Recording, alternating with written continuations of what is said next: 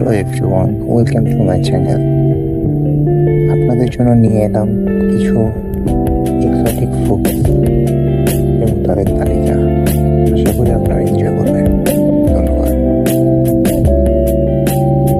Number 1, বন কাঁঠাল। কাঁঠালের মতো দেখতে কিন্তু টক স্বাদ যুক্ত, টক মিষ্টি স্বাদযুক্ত একটি ফল।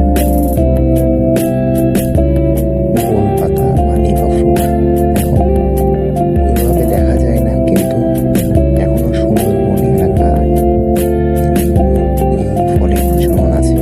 এখনো কিছু পরিমাণ গাছ ওখানে দেখতে পাওয়া যায়, কিন্তু অনেকটা তাল ফলের মতো, খেতেও অনেকটা তাল ফলের মতো,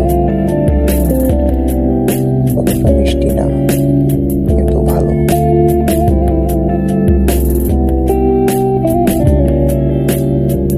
নাম্বার 3, বেবেরি। এই ফল আমাদের এশিয়াতে মোটামুটি পাওয়া যায়।